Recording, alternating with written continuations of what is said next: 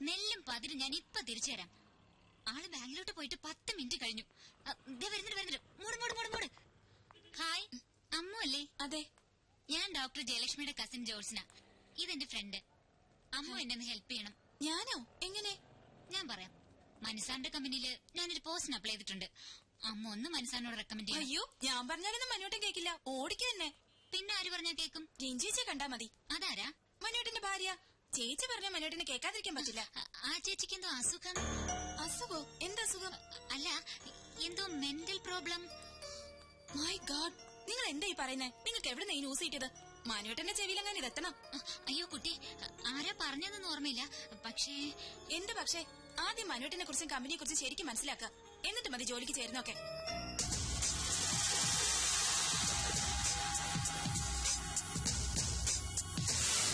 എന്ത് മണ്ടത്തരമാക്കി നീ പറയുന്നേ? ഈ ഒരു നിസ്സാര കാര്യത്തിന് ജോലി വേണ്ടെന്ന് വെക്കി. നിസ്സാര കാര്യോ? പക്ക ഫ്രോഡായ അയാളുടെ കമ്പനിയില് ഞാൻ ഇനി എങ്ങനെ ജോലി ചെയ്യും? ചെല്ലാൻ പോവാ ഞാൻ അങ്ങോട്ട്. എന്നിട്ട് അയാളുടെ മുഖത്ത് നോക്കി 4 വർത്താനം പറയണം. ഇതാ ഇപ്പൊ നന്നായി. അയാൾ ഒരു പക്ക ഫ്രോഡാണെങ്കിൽ നീ ഒരു പക്ക ഫൂളാണെന്നേ ഞാൻ പറയൂ. ഐമാറ്റ് കമ്പനിയിലെ മോഡലാകണമെന്ന് നീ കുറെ കൊതിച്ചതല്ലേ? ഇപ്പൊ അത് കിട്ടുകയും ചെയ്തു. പറയുന്ന പണവും തരുന്നുണ്ട്. എന്നിട്ട് അതൊക്കെ വേണ്ടാന്ന് വെക്കുന്ന നീ ഒരു ഫൂളല്ലേ? ഞാൻ പിന്നെ എന്താ വേണ്ടത്? അയാൾ ഇങ്ങോട്ട് കളിച്ചതുപോലെ നീ അങ്ങോട്ടും കളിക്കണം. അയാള് പറഞ്ഞ കള്ളക്കഥ വിശ്വസിച്ചതായിട്ട് നീ അഭിനയിക്കണം. എന്നിട്ട് അയാളായിട്ട് വട്ടം ചുറ്റിക്കണം. ഇനി ഒരു പെണ്ണിനോടും ഈ മാതിരി കാട്ടാതിരിക്കാൻ ഒരു ഷോക്ക് ട്രീറ്റ്മെന്റ്.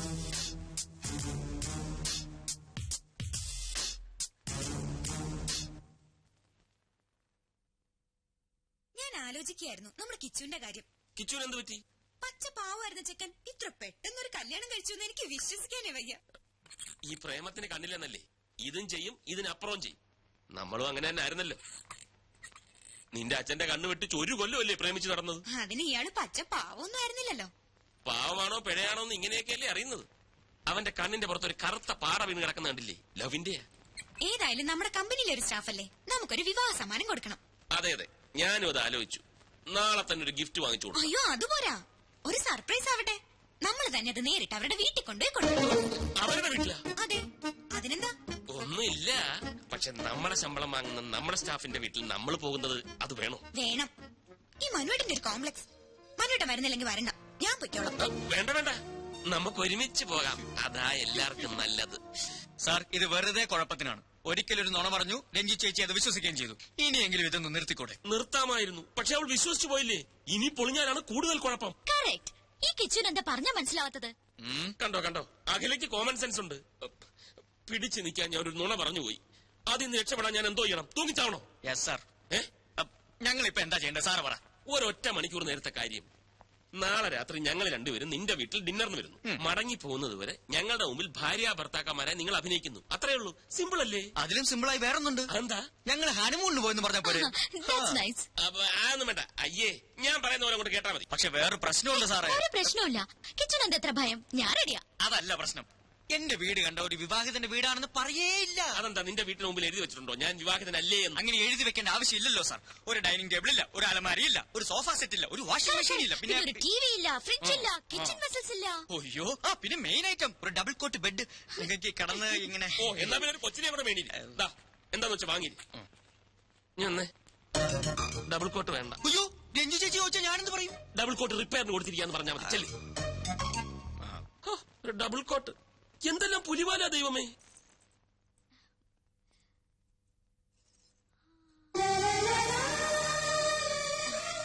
കിച്ചു എങ്ങനെയുണ്ട്? സാരി എനിക്ക് ചേരുന്നുണ്ടോ?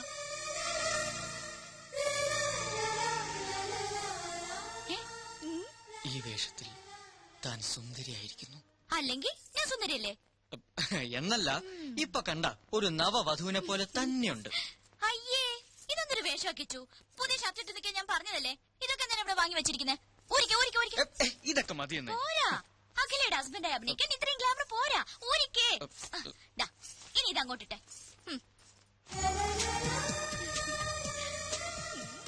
കണ്ടോ, ഇപ്പൊ സുന്ദര കുട്ടനായി. കണ്ണാടിയിൽ നോക്കി. ഇപ്പൊ കറക്റ്റ് മാച്ച്.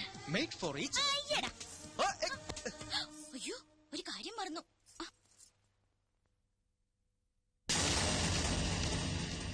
അത് വേണ്ട. ഒരു പെണ്ണിന്റെ നെറുകയിൽ ആദ്യമായി സിന്ദൂരം അണിയിക്കേണ്ടത് താലി കെട്ടിയ പുരുഷനാ. ആ പാവത്തിന്റെ ചാൻസ് നഷ്ടപ്പെടുത്തണ്ട. മനസ്സാർ എത്തി. ഗുഡ് ഈവനിങ് ചേച്ചി, വരൂ അകത്തോട്ടിരിക്കാം. എങ്ങനെയുണ്ട് ചേച്ചി എന്റെ കുടില്? കുടിലോ? ഇതൊരു കുട്ടി കൊട്ടാരല്ലേ? താങ്ക്സ്. മനുവേട്ടൻ എപ്പോഴും പറയാറുണ്ട് കിച്ചു വളരെ ഇന്നസെന്റ് ആണെന്ന്. ആണോ? എന്നാ ഒരു താങ്ക്സ് കൂടെ. എന്നാ കിച്ചുവിനൊരു ഇത്തിരി കള്ളത്തരുണ്ടെന്ന് ഞാൻ പറയാം. താങ്ക്സ്. അയ്യോ, കള്ളത്തരോ? അതെന്താ? ഒരു കാര്യം മാത്രം കിച്ചു മനുവേട്ടനോട് ഒളിച്ചു വെച്ചു. എന്ത് കാര്യം? കല്യാണ കാര്യം. അത് ഞങ്ങളാരും അറിഞ്ഞില്ല. അത് ഞാനും അറിഞ്ഞില്ല. അല്ല, ഇതൊക്കെ പെട്ടെന്ന് അറേഞ്ച് ചെയ്തുകൊണ്ട് ആരെ അറിയിക്കാൻ പറ്റില്ല എന്ന് പറയുന്നത് വരികയായിരുന്നു. കിച്ചു നന്നായിട്ട് വീട് അറേഞ്ച് ചെയ്തിട്ടുണ്ടല്ലോ. താങ്ക്സ്. അത് ഒറ്റ ദിവസം കൊണ്ട്. എന്ത്? അല്ല, ഈ കല്യാണം പെട്ടെന്നായതുകൊണ്ട് എല്ലാം ഒറ്റ ദിവസം കൊണ്ട് സെറ്റപ്പ് ആക്കി പറയുമായിരുന്നു. ഇപ്പൊ ഈ പെയിന്റിംഗ് എങ്ങനെയുണ്ട്? അഖില വരച്ചതാ? അഖില പെയിന്റ് ചെയ്യൂ. പിന്നെ ഈ മുറി മുഴുവൻ പെയിന്റ് ചെയ്ത് അഖിലല്ലേ? മനസ്സിലായില്ലേ? ഒരു തമാശ പറയാൻ ശ്രമിച്ചതാണ്. Hello, thank you. വരൂ ചേച്ചി. എങ്ങനെ ഉണ്ടായിരുന്നു സാർ? ടോട്ടൽ കുളമാക്കി. എങ്ങനെ? Over expense, over expression. തലനാരിഴയ്ക്കാണ് രക്ഷപ്പെട്ടത്. ഞങ്ങളുടെ പാചകമൊക്കെ ഇഷ്ടമായോ ചേച്ചിക്ക്? ഗ്രേറ്റ്. അഖില എന്താ ഇരിക്കാത്തത്? അതെ, അഖിലായിരിക്കൂ. നമ്മളുടെ എന്തിനാണ് ഒരു ഫോർമാലിറ്റി അല്ലേ? ഞാൻ ഇരുന്നോളാം. അല്ല, മനസ്സാർ ഒന്നും കഴിക്കുന്നില്ലല്ലോ. കഴിക്കൂ സാർ, എല്ലാം സാറിന്റെ പണം തന്നെയാണ്. അല്ല, ഈ സാറ് തരുന്ന ശമ്പളം കൊണ്ടാണ് ഇതൊക്കെ വാങ്ങിയതെന്ന് പറഞ്ഞുകൊണ്ട് വരികയായിരുന്നു. നിങ്ങൾ ഹണിമൂൺ എവിടെയാ പോയത്? ഹണിമൂൺ ഹണിമൂൺ എവിടെയാ സാറ് പോയത്? ഊട്ടിയില്. നിങ്ങളുടെ ഹണിമൂൺ ഞാനെങ്ങനെ അറിയുന്നു അല്ലേ? ഹണിമൂൺ ഞങ്ങളുടെ ആയിരുന്നല്ലോ. ഒരുപാട് സ്ഥലങ്ങൾ പ്ലാൻ ചെയ്തിരുന്നു, പക്ഷെ സാറ് സമ്മതിക്കണ്ടേ.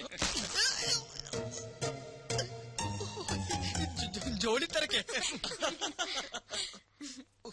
കല്യാണം കഴിഞ്ഞ സ്ഥിതിക്ക് അഖിലേനി മോഡലിംഗ് ഉപേക്ഷിക്കോ? ഏയ്, ഉപേക്ഷിച്ച മനുസാർ കൊഴയില്ലേ? അല്ലേ സാറേ? അതെ അതെ, അഖിലെ കമ്പനിയിലെ ഏറ്റവും നല്ല മോഡലല്ലേ? മാത്രവുമല്ല, കരിയർ ഇസ് കരിയർ അല്ലേ? അതെ സാർ. അല്ല, ചേച്ചിയും സുന്ദരിയാണല്ലോ, എന്നിട്ടെന്താ മോഡലിംഗ് ചെയ്യാത്ത? അതിന് മനുവേട്ട സമ്മതിക്കണ്ടേ? അതെന്താ സാറേ, സാറിന് മോഡലുകൾ വലിയ ഇഷ്ടമല്ലേ? ചിക്കൻ ഫ്രൈ നിറകെ കേറി. സാറ് വെള്ളം കുടിക്കോ? അതെ, തമിഴ് സ്വീറ്റ്സ് എടുത്തോണ്ട് വാ. സാറിന് ഞാൻ സാറിന് ഞാൻ വെള്ളം കുടിപ്പിക്കാം. കിച്ചു പോയി സ്വീറ്റ്സ് എടുത്തോണ്ട് വാ. ഞാൻ വെള്ളം കുടിപ്പിക്കാം. പോയി സീറ്റ്സ് എടുത്തു. ഞാൻ വെള്ളം കുടിച്ചോളാം. പഞ്ചാരക്കുട്ടപ്പന് സ്വീറ്റ് തിന്നു. ഐസ്ക്രീം റെഡിയാണോ മാഡം? ഇയാൾ എന്തിനാ ഇങ്ങോട്ട് വന്നത്? അത് പിന്നെ ഈ ഭാര്യ ഭർത്താക്കന്മാരായിട്ട് അഭിനയിക്കുമ്പോ സംശയം തോന്നുകയേ ചെയ്യരുതെന്നല്ലേ മനസ്സാറ് പറഞ്ഞിരിക്കുന്നത്. അതുകൊണ്ട് ഭാര്യയെ സഹായിക്കട്ടെ എന്ന് പറഞ്ഞ് ഞാനിങ്ങ് പോന്നു. ഞാൻ എന്ത് ഹെൽപ്പാണ് ചെയ്യേണ്ടത്? ഡാർലിങ്ങോ? ദേ, ഭർത്താവ് ചമ്മലൊക്കെ അവരുടെ മുന്നിൽ മതി. എന്റെ അടുത്ത് കാണിച്ചാലുണ്ടല്ലോ, ഇതെടുത്ത് മുഖത്തൊഴിച്ചു തരും ഞാൻ. ഒരു ഡാർലിങ്. എഴുന്നേറ്റുള്ളൂ. അയ്യോ, എഴുന്നേറ്റോ? ദാ ഐസ്ക്രീം. സോറി, തണുത്ത ഒന്നും ഞാൻ കഴിക്കാറില്ല. താങ്ക്സ്. അയ്യോ, മനു എഴുന്നേക്കാണോ? അത് പറ്റില്ല. കഷ്ടപ്പെട്ട് ഞാൻ ഇതൊക്കെ ഉണ്ടാക്കിയത് ആർക്ക് വേണ്ടിട്ടാ? കഴിക്കൂ മനു, പ്ലീസ്. എന്നാ മനസ്സാർ കഴിക്കൂ. അയ്യോ സാർ, ഞാൻ അറിയാതെ. അയ്യോ സാർ, ഷർട്ടിലെല്ലാം ആയി. ഐസ്ക്രീം അല്ലേ? ഞാൻ തുടച്ചു തരാം. കുഴപ്പമില്ല. അയ്യോ, പോയില്ല. മതി, ഞാൻ വീട്ടിൽ പോയി വാഷ് ചെയ്യുന്നുള്ള. എന്തിനാ ഇത്ര ധൃതി? അയ്യോ, എവിടേക്കേ പോകുന്നത്? ഇവിടെ ഇരിക്കൂ.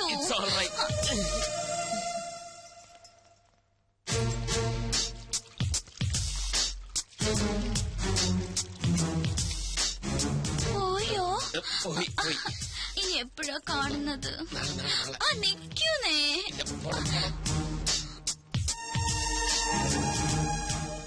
ഫുഡ് കുറച്ച് ഓവറായി പോയി. ഇനി എന്നാ അങ്ങോട്ടൊരു വിസിറ്റ്? എങ്ങോട്ട്? ഞങ്ങളുടെ വീട്ടിലേക്ക്. അല്ലേ മനുവേട്ടാ? അതെ. അയ്യോ, ഒരു കാര്യം മറന്നു. ഒരു സ്നാപ്പ്. രണ്ടുപേരും ഒന്ന് ചേർന്ന് തന്നെ. ഫോട്ടോ എടുക്കണ്ട. ഇത് പഴഞ്ചൻ ക്യാമറ. ഇതൊക്കെ മതി. എനിക്ക് ആൽബത്തിൽ സൂക്ഷിക്കാനാ. പോസ്റ്റ് ചെയ്തേ. നിക്കാനല്ലേ പറഞ്ഞത്? അങ്ങനെ അല്ല കിച്ചു, തോളി കൈയിട്ട് നിൽക്കാൻ. തോളി കൈയിടണ്ട. അത് out of fashion. Out of fashion എങ്കിൽ out of fashion. Kichu കൈയിട്ടെ.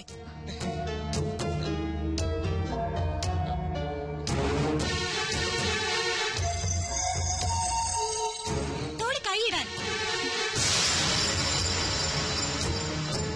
Smile please.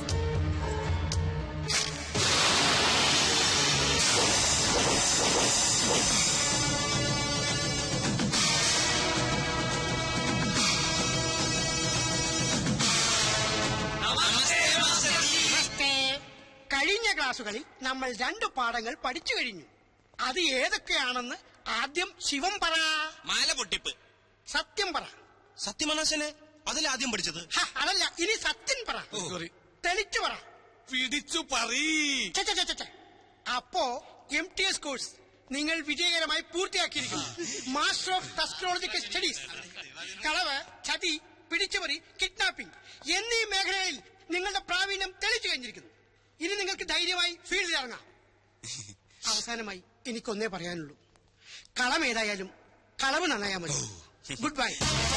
ഇനി നമുക്ക് പിരിയാം. സത്യ, ശിവ, നിങ്ങൾ എന്നെ ഇട്ടേച്ച് പോവുകയാണോ? എന്റെ ശിക്ഷകണങ്ങളിൽ ഏറ്റവും മിടുക്കന്മാരാണ് നിങ്ങൾ. ഈ സ്ഥാപനം ഇനി നടത്തേണ്ടത് നിങ്ങളാണ്, അല്ല നമ്മളാണ്. സത്യൻ, ശിവൻ, സുന്ദരൻ എന്ന പുണ്യനാമത്തിൽ നമ്മൾ ഇനി അറിയപ്പെടും. ഓക്കെ. കനകത്തിന് കവിത നിറയും കലവറ. ചുങ്കത്ത് പ്രിൻസ് ജ്വല്ലേഴ്സ്. ഹായ് കിച്ചു. നിക്കുന്നേ, എങ്ങോട്ട് വലിയ തിരക്കില്ല.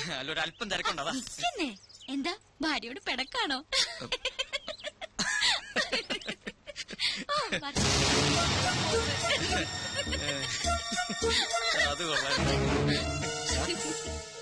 ഡൽഹിന്ന് ഫാക്സ് വന്നിട്ടുണ്ട്. 7 സീസിന്റെ കോൺട്രാക്ട് കൺഫേം ആക്കിന്ന്. അതൊന്നും പറഞ്ഞ പറ്റില്ല. എങ്ങനെയാലും അത് ശരിയാണ്. സാറ് വേറെ എവിടെയോ ആണല്ലോ. വർമാജി, പണവും നേരവും പാഴാവുന്നതല്ലാതെ ഒരിക്കലും ഇവളൊന്ന് പിടിതരുന്നില്ലല്ലോ. അത് ആ പെങ്കൊച്ചിന്റെ കുഴപ്പം കൊണ്ടൊന്നല്ല. പിന്നെ അന്നപൂർണേശ്വരി ശാപം കിട്ടിയ ഒരു മുനിയുടെ കഥയുണ്ട്. ഇഷ്ടഭക്ഷണങ്ങളെല്ലാം മുന്നിലെത്തും, പക്ഷെ ഭക്ഷിക്കാനുള്ള യോഗമില്ല. ഇങ്ങനെ തൊടാതെ ഇങ്ങനെ തൊട്ടാ മതി. കാര്യം പറ. എന്നാ അങ്ങനെ തൊടാം. രാവിലെ ഷൂട്ടിങ്ങിനായി കൊച്ചിങ് വരും. അപ്പൊ സാറ് തിരക്കില്. സാറ് ഫ്രീ ആവുമ്പോ കൊച്ചു ഹോസ്റ്റലിലെത്തും. പിന്നെങ്ങനെ? തെളിച്ചു പറ. ഞാനൊരു പ്ലാൻ പറയട്ടെ. ഒരു ഔട്ട്ഡോർ ഷൂട്ടിംഗ് പ്ലാൻ ചെയ്തൂടെ? ഇതിന്റെ ബാക്കി വല്ല ഊട്ടിയിലോ ബാംഗ്ലൂരിലോ പോണ്ടിച്ചേരിയിലോ മറ്റോ. അതാവുമ്പോ പെങ്കൊച്ചി 24 മണിക്കൂറും സാറിന്റെ കയ്യിൽ തന്നെ ഇരിക്കും. വർമാജി, ഓ, thank you very much. Great idea. Akhila, താൻ വളരെ ലക്കിയാണല്ലോ. എന്താ മനു? അഖില ചെയ്ത ആദ്യത്തെ ആഡ് തന്നെ നോർത്ത് ഇന്ത്യയിൽ ക്ലിക്കായി. പ്രഷസ് കണ്ടപ്പോഴേ കമ്പനി സാറ്റിസ്ഫൈഡ് ആയിരുന്നു. ഇപ്പതാ പുതിയ ഓഫർ. പക്ഷെ ഇത്തവണ ഫ്ലോറിലായിരിക്കില്ല, ഔട്ട്ഡോറാ. പോണ്ടിച്ചേരിയാ കമ്പനിക്ക് താല്പര്യം. ഞാൻ ഓക്കെ പറഞ്ഞു. നാളെ തന്നെ പുറപ്പെടണം. അല്ല, ഇത്ര പെട്ടെന്ന് പോണോന്ന് പറഞ്ഞാല് പിന്നെ ഞാനും അത് ചോദിച്ചു. പക്ഷെ ഇമ്മീഡിയറ്റ് റിലീസ് വേണമെന്നാണ് കമ്പനി പറയുന്നത്. അല്ല, എന്നാലും ഇയാളെല്ലാം പോയി അറേഞ്ച് ചെയ്തേ. പോയെ. രോഗി ഇച്ഛിച്ചതും പാല്, വൈദ്യൻ കൽപ്പിച്ചതും പാല്. അതുപോലെ ഇപ്പല്ലേ? മനസ്സിലായില്ല. ഒഴിവ് കിട്ടുമ്പോ അഖിലയും കൂട്ടി ഒരു ട്രിപ്പ് അടിക്കാമെന്ന് 2-3 ദിവസമായി ഞാനും ആലോചിക്കായിരുന്നു. അഖിലയ്ക്കും ഒരു ചേഞ്ച് ആവുമല്ലോ. ദാ ഇപ്പൊ അതും ഒത്തു. മനസ്സിലായില്ലേ? അതായത് ട്യൂബ്ലൈറ്റ് ആണ്, ട്യൂബ്ലൈറ്റ്. നിനക്കിത് എന്തിന്റെ സൂക്കേടാക്കിച്ചു? എടാ, കനകമൂലവും കാമിനി മൂലവുമാണ് മനുഷ്യന്റെ സമനില തെറ്റുന്നെന്ന് പറയുന്നതിന്റെ ലേറ്റസ്റ്റ് തെളിവാണ് നീ. അവളെ പാട്ടിന് വിട്ടങ്ങനെ എത്ര തവണ ഞാൻ നിന്നോട് പറഞ്ഞു. ദേ അങ്ങോട്ട് നോക്കിയേ, അത് കണ്ട.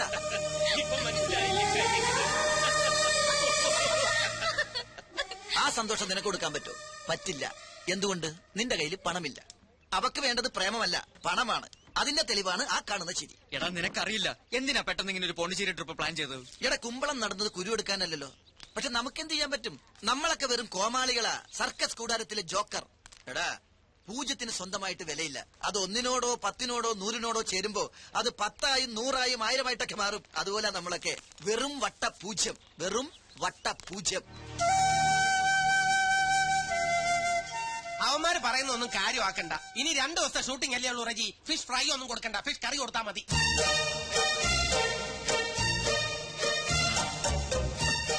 ജീവ, എന്താ നീ അറിഞ്ഞ? എന്ത്?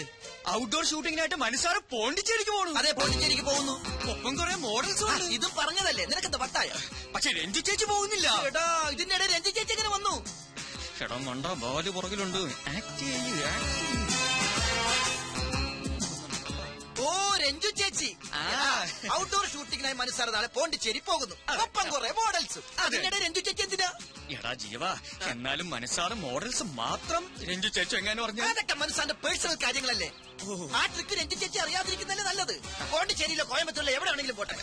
കോയമ്പത്തൂരല്ല, പോണ്ടിച്ചേരി. പോണ്ടിച്ചേരി എന്ന് പറയുമ്പോ പോണ്ടിച്ചേരിയിലേക്ക് പോകുമ്പോ അയാൾ പോയി. പോട്ടെ. കേട്ട് കാണൂല്ലേ? കേട്ട് കാണും. അപ്പൊ ഇനി കഥ മാറും. ക്ലൈമാക്സും മാറും. നീ എന്താടാ എന്നെ വിളിച്ചത്? ജോക്കർ അല്ലേ? ഇപ്പൊ മനസ്സിലായോ ഈ ജോക്കർ വിചാരിച്ചാൽ കളി കൊഴുപ്പിക്കാനും കുഴപ്പിക്കാനും പറ്റുമെന്ന്? സമ്മതിച്ചിരിക്കുന്നു. അപ്പൊ മനു സാറിന്റെ പോണ്ടിച്ചേരി പദ്ധതി ഗോവിന്ദ